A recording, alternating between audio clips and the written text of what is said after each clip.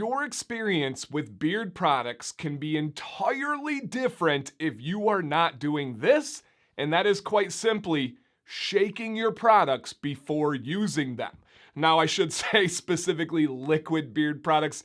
I don't really need you with your balm and your butter just shaking those up. It's not going to do much. But I made a video on this years and years ago, but of course we have a lot of new people in. But I wanted to give an angle that should really resonate and make sense because I've had a couple of people reach out asking specifically about beard washes and why the experience was different at the start of using it as compared to at the end of using it. And I'll give all the details here, but please, every liquid beard product from your wash to your oil to your conditioner to even your face wash and your body wash, if it's a quality product, you want to shake it up before using it. And again, I'm going to explain, but first I should introduce myself. My name is Dan C. Bearded, and as they say on YouTube, I should have a call to action. If you guys enjoy learning about beard products or beards in general, I do believe that this is going to be an enjoyable YouTube channel, home, whatever you want to call it. Consider subscribing if you're not already. Thank you to those returning subscribers. And if anybody appreciates the time and effort that goes into these videos, it is absolutely free to help me out. Hit the thumbs up, the like button. It costs you nothing, and I do appreciate it. So I wanted to make this video specifically because of washes, but it goes for oils, it goes for anything else. You need to shake up your beard products because there's a bunch of different natural ingredients in here that all have different molecular weights. And if you do not shake it up and it's just sitting on a shelf, what happens is the heavier ingredients settle to the bottom and the lighter ones stay at the top. So if it is a bottle like this, right, the lighter ingredients are at the top, when I go here, those lighter ingredients are still the ones that are at the opening. So I'm only getting some of this intended blend of this bottle, right? If it's a dropper top, it's the exact opposite impact. If the heavier ones are at the bottom and it's sitting there and you don't shake it, you're using that pipette and you're drawing from the bottom, you're just grabbing the heavier ingredients.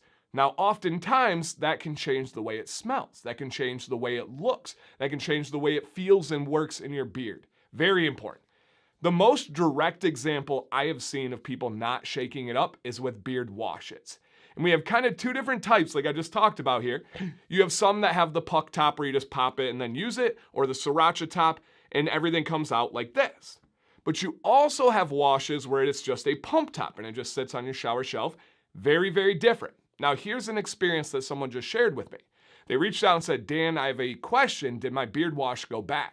And I said, why? What's up? Does it smell rancid? Because if it does, if it smells like rotten eggs, or if you see some mold around the edge, it probably went bad. Get rid of it. We know that shower products have a shorter shelf life than oils. Oils are about 2 to 3 years on average. Shower products are around 9 to 12 months. Why? Because there's water. They do have preservatives, but it's just sitting water. You don't want it much longer than that.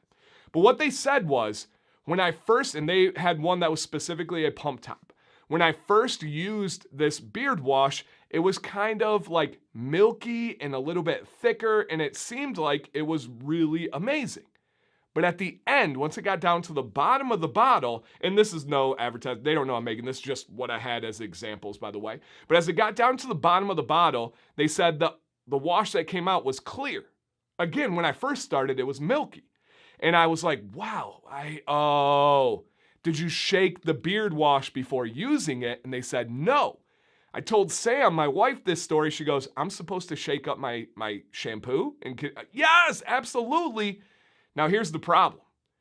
Crap garbage products have artificial ingredients added in to be able to suspend the ingredients where they're at. They make them stay there so it's not as important to shake it up. That's horrible. We want more natural. We want heavier things to settle and lighter ones to be at the top. All you got to do is simply shake it up before using it.